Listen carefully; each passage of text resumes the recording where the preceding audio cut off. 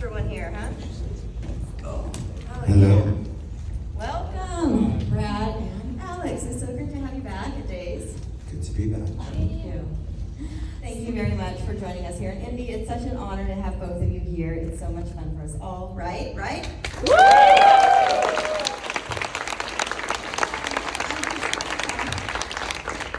I want to start this off by talking to each of you individually. I would just love to know about your acting journey and how you got involved in this craft. how I got involved. Well, my mom was, there was a community theater. My mom was an actress. And so I would go and watch her rehearse. And one day she was doing a rehearsing scene from Anastasia. And it was a speech about a butterfly. And I saw a butterfly on stage and I thought, how did she do that? And she read to us a lot, and she's great at reading. So that was my real beginning inspiration. I wanted to be able to do what she did as well as I could. I saw a neighbor of mine who lived down the street in a commercial when I was 5. And I knew her in person. I saw her on television. And I thought that was really cool. So I said to my mom, I want to do that. I want to be on TV. And she actually listened to me. We went to New York, and the goal was really just to get a commercial and have that experience and be on TV like my neighbor was. Amazing. And I got Chucky within like the first 6 months of auditioning, so the rest is history. You were pretty young when you filmed. Do you actually remember filming, or are you just remembering stories people are telling you? It's kind of like, if you remember the most exciting thing you did when you were 6, you remember it more than anything else when you were a child. Like, it's like still shot framed images of memories. I remember more of the like offset stuff of being in Chicago and being in LA. But yeah, I remember the second a lot better. What was your audition like for Child's Play, the original? I'm trying to think. Yeah. I didn't. You were an offer only on that one? Oh my gosh. What was yours like? I had a couple. We had a couple in New York, and then they flew me and my mother out to LA to audition against like the last 1 or 2 kids that were going out for it. I've told this story a lot, but my mother was in the room with me for that audition, which actually was rare. Even as a kid, like they would send you in on your own. And she was sitting in the room with me, and I had to say that line, Aunt Maggie's a real bitch and got what she deserved. I didn't want to say that word in front of my mother, so I pretended that I forgot the lines. They're like, oh, okay, we'll start over. And we started, and then I got to it, and I got upset, and I got up and I ran out of the room, and I locked myself, but I went hid in the bathroom.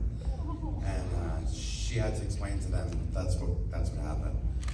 He does know all the lines, he just didn't want to say that word. And I think the innocence of that maybe helped me seal the deal a bit. Now I swear in front of her all the time. We have quite a crowd out here. I would really love to throw it out to the audience for some audience questions. In the back. Really loud, please. All right, so how did it feel being asked to be Chuck? How did it feel to be asked to be Chucky? Yeah. What's the question? Well, I mean, when I was asked to do it, I hadn't even read the script. So I had no idea of what I was getting myself into. Finding out who Chucky was an experience that happened over some time. I had worked with the director in the show beforehand, and he had already sealed the deal. The idea seemed really interesting, And I didn't know it at the time, but had been teaching at Columbia. I was teaching a course of directing actors, and Don Mancini, who wrote it, audited those classes. He was at NYU, but he audited my class. So yeah. And I'd heard about it even before. That is what I was trying to say. So this is a question for both of you guys. What was your favorite scene filming, like throughout the whole franchise? Favorite scene to film through the whole franchise? Oh, I think I know what your favorite scene to film was, and I think you just did it. But that's my guess. That scene with Fiona, I just loved it so much. And season 3. My favorite scene to film, anytime I get to hurt the doll, it was fun. that scene, actually, when I worked with Fiona, only like one of 2 scenes that I was in with her. But in Cult of Chucky, when I got to stomp Chucky's face and turn him out to Nika Chucky, that was the most fun. That and the Exorcist scene, because we all got to work together. So it was a lot of fun.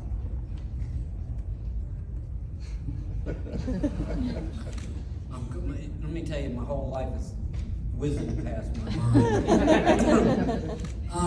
I think probably it's very lonely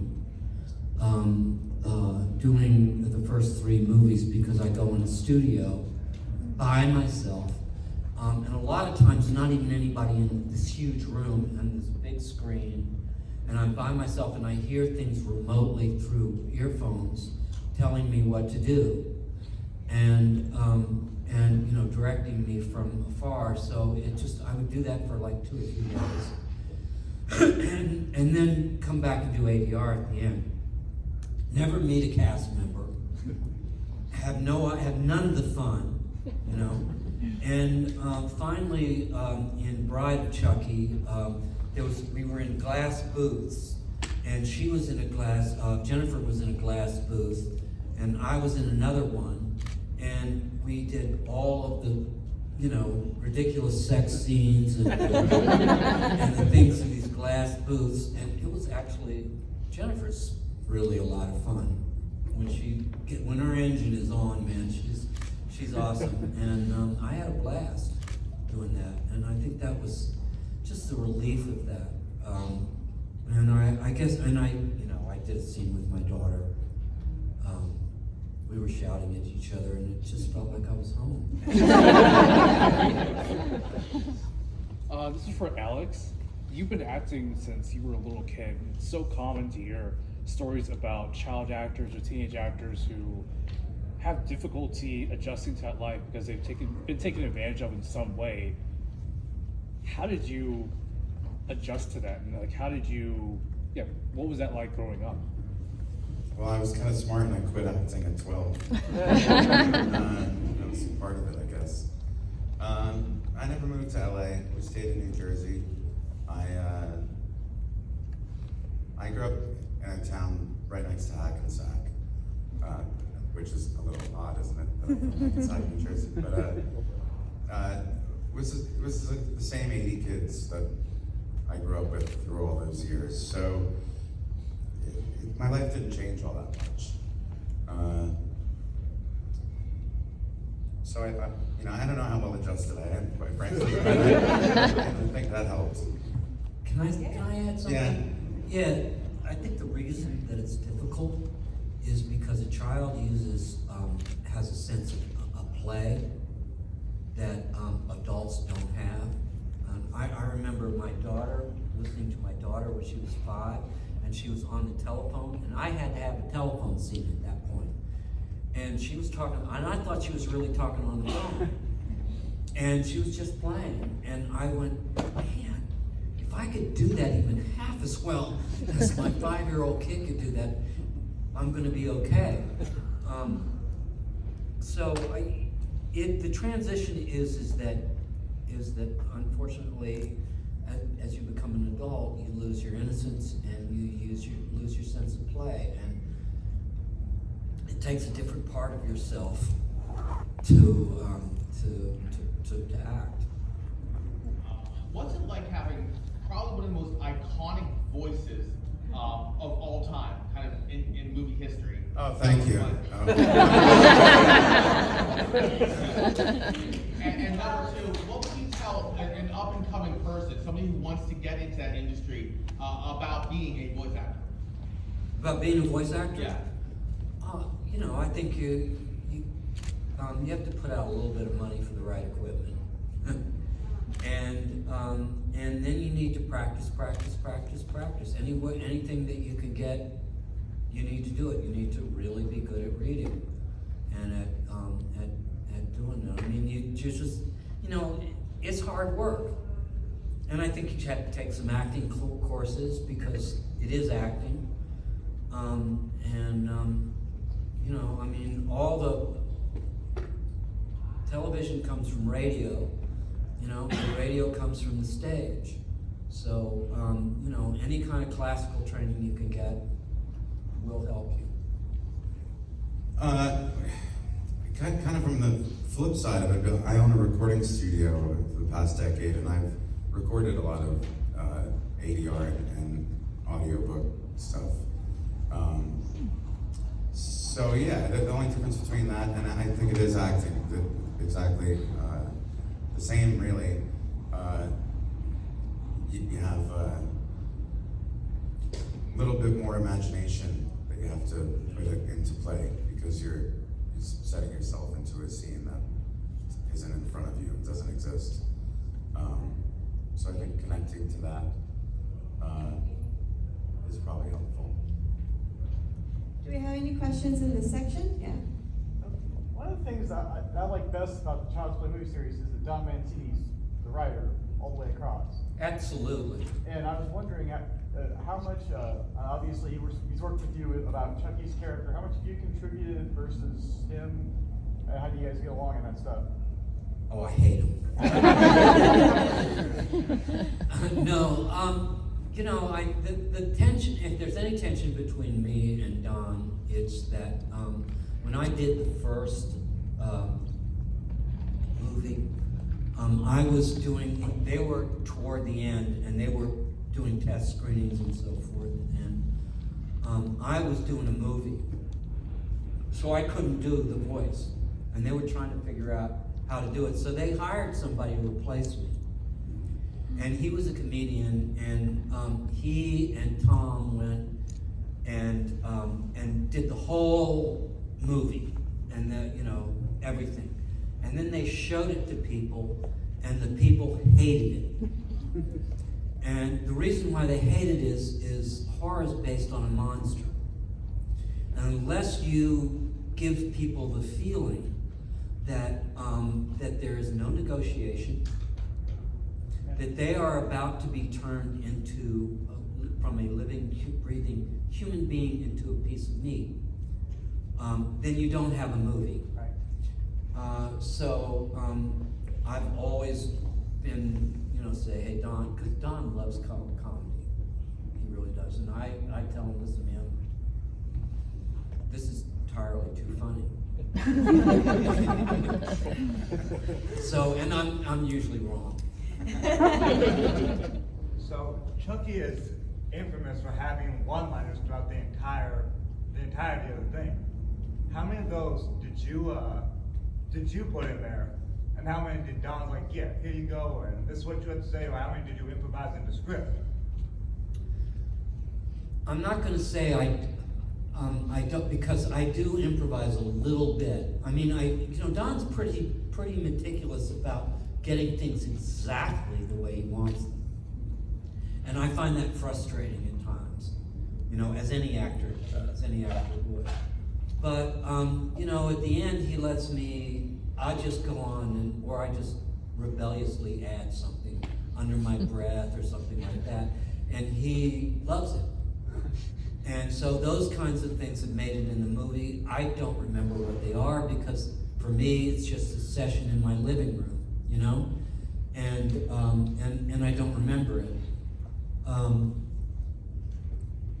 Yeah, so I don't know. I forget what I said. The only thing I actually do remember that was my line is in the first movie. There's a scene where the Chucky's mutilated self is in an elevator, and there's a woman, and she says something about what an ugly doll it is, and it goes away, and then you see the elevator rise, and you hear a "fuck you." That was mine. All yours.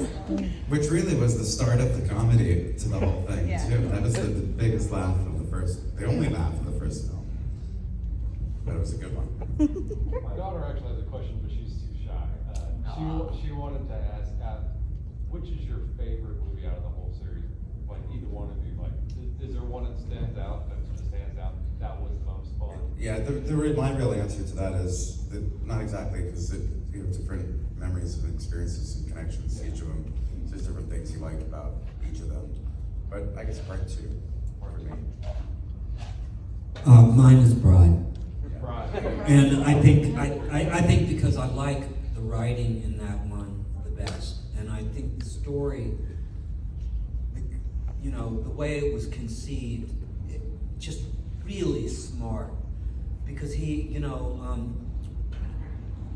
it changes the, horror changes. It's camp when we first started. After that, it was much more self-referential. And at that point, that's the style, and the way he dealt with that was, I think, better than the way anybody else dealt with that, by leaps and bounds. And you finally had somebody to play off of. What? And you finally had somebody to play off of. And I You're not finally just had, sitting there by and yourself. Jennifer came in. Yeah. So, Yeah, that was nice. Thank you. I kind of have a two-part question, one for you. But I'm just wondering, like, Alex, you were so young when you were in the first movie. How did you keep your fears in check while you're on the set? Or is there ever a time you got really scared? No, the truth is, I mean, it's a 6-year-old boy playing with like a incredibly cool $1 million puppet. So it was never scary to me. I had a good acting coach. I was very aware of I had the whole script memorized. So yeah, there was never, the perspective was totally different having been there. So keeping my fears in check, and I was never really afraid of Chucky until season 3. I remember, Brad, like, you're a dad. Your best known role is playing a doll who terrorizes children. What was it like raising children? I guess, I don't know if you're know what I'm trying to ask, but like, when you're raising children, trying to keep them from being afraid of the character you play. I'm not sure I exactly understand. If you're asking me what it was like to be the voice of Chucky growing Well, I with guess like just in my how was it family. raising kids when your best known role is playing a character who terrorizes children? Well, I don't know what it's. Do you have children? I do, great people. Okay. So, how awesome do you feel in your house when you go home? I mean, if you're anything like me, there's nothing like your family, to deflate any big ego trip you might have. So, I mean, life was like everybody else's life. There was really not that much different. The only difference was Chucky was enormously popular among my kids' friends. So, when the kids came around, they wanted to hear me do Chucky a lot. So, that was really the only difference. No, it was kind of, and a lot of it was cool because the kids would come, when I was doing a movie, not just Child's Play, but other movies, the kids would come and they sometimes would come on the set and so forth. And I think that was a really positive thing for them to see, because there's a lot of cooperation and a lot of, a set is a great environment. It's really a pretty magical environment, I think, and exposing a kid to that is not a terrible thing. Unless they're acting. Snitches. So I was curious for you, Brad. So in the show, there's like multiple variations of Chucky. Like you got the bald one who's in the with all the army Colonel. stuff, buff one. Which version of Chucky was the most fun for you to voice? Oh, good Chucky. Good Chucky. Good Chucky is like, yeah, good Chucky is just really fun. And You know, the one I hated was Colonel Chucky. Brando Chucky was, because I just didn't have a good Brando going. I just really didn't. And I was, you know, I did the horror speech, and I would do it, and I would really get Brando, and then I would say, now I've got to Chucky it up a little bit, and it would just all go right out the window. And it's just agony. So I saw an article where you said that you retired from acting, but you were still going to do Chucky. Yeah. So this could go for both of you, but do you feel like you're only doing Chucky at this point because of Don Mancini and you want to, you love that character so much? Or is it a little bit also because you feel like there are so many fans that love Chucky, and we can even say that it's changed our lives for the better in some ways? Do you feel like it's mostly for the fans, for yourself, or for the people that you work with to just keep that franchise going and to help so many people? I'm going to, I wish I could say it was totally for the fans, but family is really important to me, and my daughter is like very much a part of the franchise, and I adore the ground she walks on. So there's no way in hell that I would ever say no to the franchise. And also, I've known Don now for years and years and years, and he's family. I mean, he and Fiona like talk almost every day.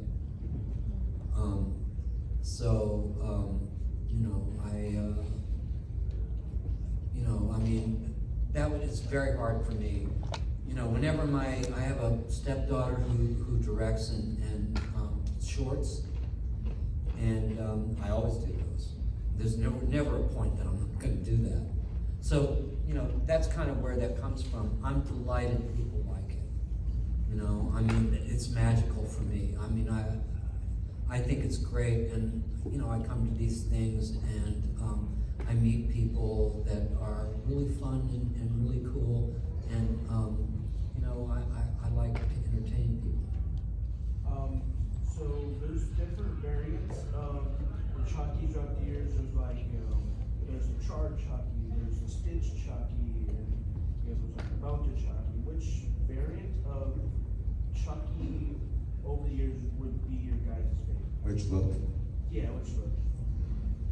Oh, look, you're talking. Yeah. Go ahead. I do love the first one. The first film, as Chucky's really becoming human and his face is becoming human. I'm a big fan of that one. I like the good guy doll version, the doll, inanimate version. I actually love from Cult. I just really like that one. Maybe it's because it's the one I have. Yeah, I think also the show. Honestly, the doll in the show I think just looks phenomenal. So a mix of them. I think the old Chucky was, yeah, exactly. That was something else. I thought that was a really shockingly cool look, and it was kind of horrifying to watch. So yeah, that's what In the back, they'll go over there. Yes. So one of the things I really like about the franchise is the queer themes. Yeah. And I was wondering when you became aware of that, or when you feel like that started factoring in to the movies, because I love that. And sorry, in the one themes? The LGBT themes. Oh, queer things. Got it.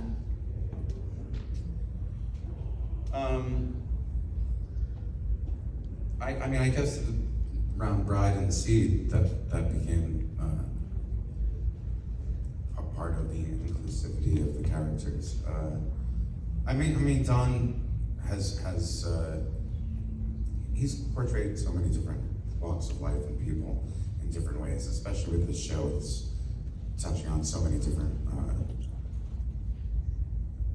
So I don't know. For me, when I was a kid, that wasn't really part of it. And Bride and Seed came out when I was in high school, and I just always appreciated, especially Don inserting, you know, a little bit of his own experience into the story. I think it really, obviously, with the relationship with Jake and Devin is when it really became palpable. As I don't think it's, you know, I think it's not about that, but that's just life, and I think it's just a good representation of art imitating life, and I appreciate it for that. When I first went to did theater at the beginning of when I went to New York, I worked with Lanford Wilson and Marshall Mason, who really deep down gave me all the values I have and all really the training I have. And they were both gay. In those days, you know, in that little bubble, that was fine. It was okay to be gay, and they were very. I mean, Marshall would wear rhinestone necklaces, you know, directing and so forth. And they are two of the people I admire most. And the idea of, you know, their sexual orientation not being okay in the world, and them not being able to live in the world, and I'm talking about anywhere, I didn't think that was okay. I really thought that, and anything that makes us all a lot more tolerant of each other is really a good thing. That's my take on it. Thank you. Brad, when they decided to redo Child's Play with Mark Hamill, what was your thought of you not? I immediately got a shotgun. Look, I've been an actor for a very, very, very long time. And the one thing that you don't know about acting is mostly it's getting a door slammed in your face. I mean, most of the time people say no, and you have to audition. And when you audition, you put your heart into it. And so you really, by the time, you know, you really want it, and you put some work into it, and kabam, they slam the door in your face. They do it very nicely. What am I really answering here? I lost it. Mark Hamill. Mark Hamill. So the answer to that is, I went, oh, you know, and it was okay. And you know, I don't. I was kind of interested to see what was going to happen, and what happened is he wasn't Chucky. And Mark Hamill's really, really good voice actor. You know, so it certainly wasn't his fault. But people just got used to me doing it, and that's all there is. Okay, so my question is about Deadwood, if that's okay. Well, you've already got me curious. Okay. I absolutely love Deadwood, and the Doc is my favorite character. And at the end of season 3, he seems to have tuberculosis. Yes. But he's still alive in the movie. So Yes. I've always wondered, were they going to kill the Doc in season 4? No. No. Okay. I mean, I was absolutely assured that was not going to happen. And people, you know, they called it consumption in those days, and a lot of people didn't die of it. I mean, tuberculosis can be, you can they didn't have antibiotics, obviously, but people survived it. So Yes. to piggyback on that, I mean, Deadwood's phenomenal. You've played in a lot of really cool genres, you know, horror and fantasy and sci-fi and of course Western. Is there a particular one that you're, we all know the horror one, but is there, of the others, is there another one that you're a fan of? Wish you could have done more of? I mean, my answer is Deadwood. Your answer is Deadwood? Oh, I love it, love it. Well, you know, the thing is Deadwood was incredibly well written. I mean, you know, Milch is like, I mean, he's one of the two smartest people I have ever met. And I mean, you know, when you get dialogue that's written like that, even if it's at the last minute, it's a pretty awesome thing, and it's different from any other Western. And I've done a few, you know, not a whole lot, but I've definitely done a few Westerns, and that was just like unlike anything else. But it was like unlike anything else I've ever done, also, as far as TV goes. When did you first realize that like Chucky became such an ingrained part of pop culture, and what was that like for you? I'm not sure it's really even completely sunk in yet. I mean, like I say, I'm in my, I have a little place where I do Chucky now. It's a table and I made it, you know? And I put the equipment on top of the table and I do Chucky. And Don is remotely in my ear, and that's it. So, you know, it's, unless I come here at places like this, I don't get it, you know? I don't feel that.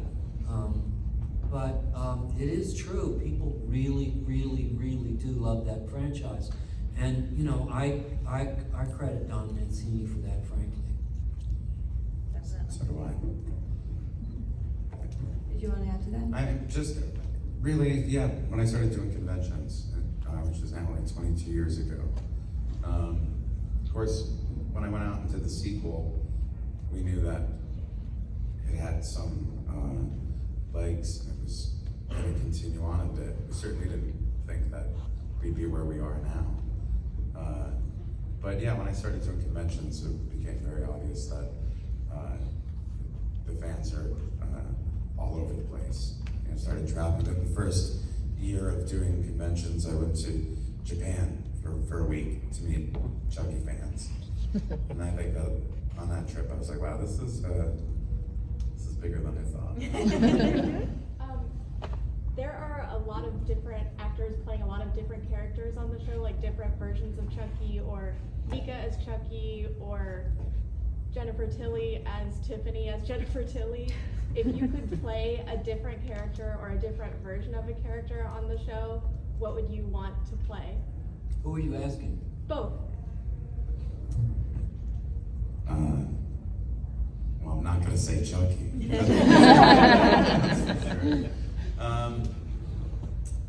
I don't know. I had never really given that any thought, like of who else I would want to play. I'm a little envious of Saba and all the different versions. He's had a whole career in one show. He already had a career. I'm just saying. He's yeah, I don't know. I'm so anti my whole life, so it's really hard for me to think of being any other character.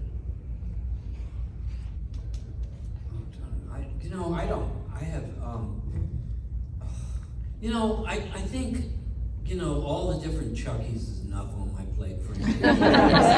You know, I mean, yeah. So Not a lot of variety I just do whatever Chucky the boss says. You know? So, what was it like for both of you stepping back into the literal shoes of your characters? Alex for Andy and Colt, and then Brad for season 3 and the show. Well, for me, there was a really big gap. I mean, from 1990 till 2013, not only was I away from Andy, I was pretty much away from acting. And then so to get that call, which was not one phone call, it was led up to that happening. Don being so incredibly gracious to and have the faith in me that I could do this. Yeah, coming out to shoot that, was one day that I shot Curse of Chucky. I hadn't acted in all these years, and Brad's sitting there watching me, which was I was thrilled that you were there, but you were not there very often, on set. So That's why I was there, That's because why I got you were to see Chucky, the Yeah. dog work. Yeah. So it was thrilling. Obviously, it was super exciting. I was very, I'm so thankful to Don. I'm thankful to all of you guys too, by the way. But I'm certainly very thankful for him that he had the faith in me to do it. So there was kind of the stepping back into the character was besides the actual work, it was the experience was more wrapped around my personal emotions about that. It was awesome to see you come back. Thank you. No, like literal shoes when he came back. Oh, do you mean as myself, Yes. as my mug? Yeah, not stuck in your living room. No. Oh. Well, I tell you, first of all, I did a scene with my daughter, and that was fun. And I did a scene with myself because I played Damballa. Yeah. And that was because I really thought that was going to be a problem, but it was oddly, it didn't sound like me at all somehow. So I really had fun doing that too.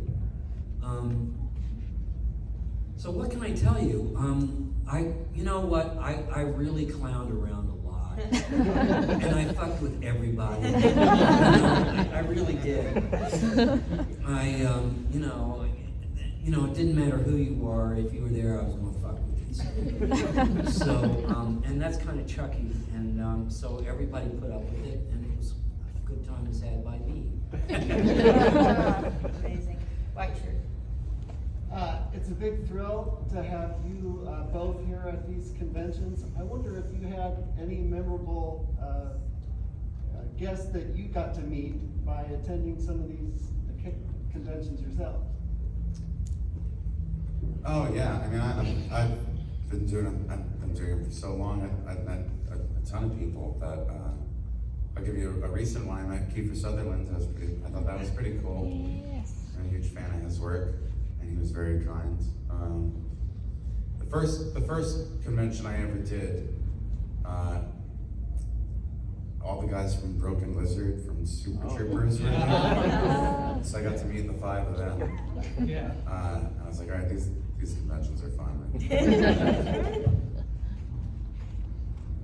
trying to think who Not even at a convention, maybe like working on a job. A million people. Oh, and you're like, Faye damn. Dunaway, Jack Nicholson. Jack Nicholson's probably the one that blew my mind the most. I had a weird thing where I saw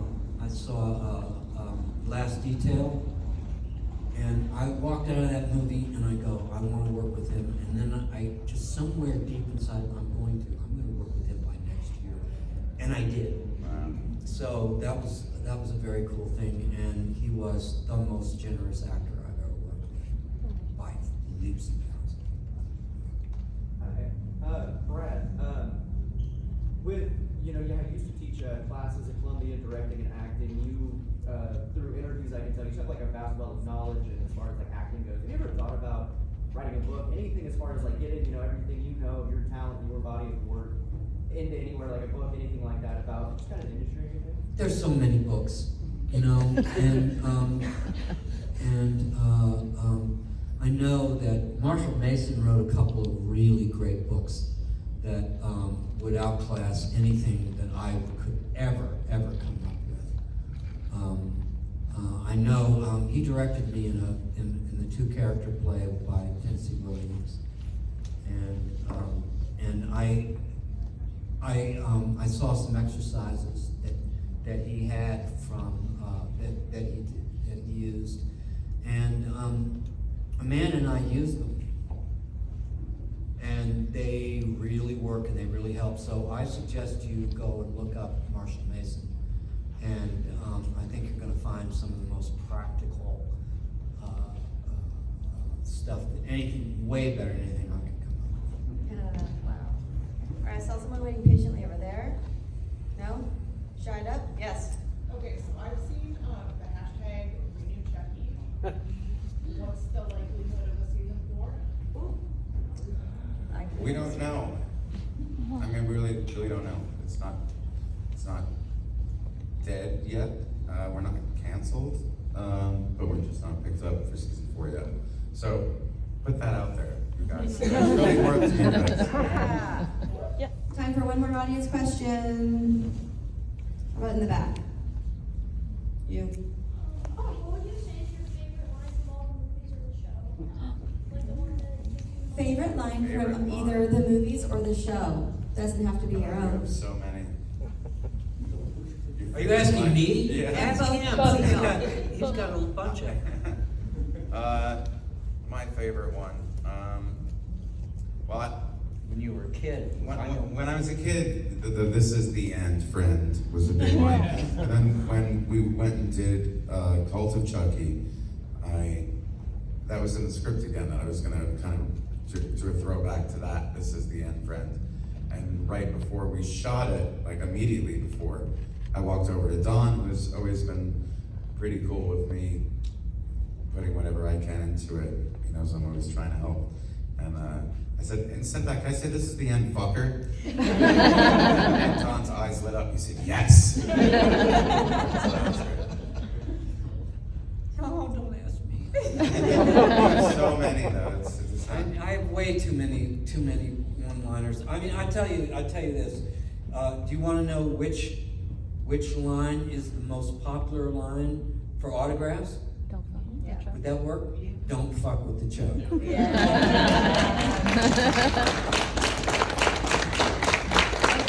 thank you so very much for being here. I really appreciate it. It's been a lot of fun, and hope we get to do it again someday. Thank you all.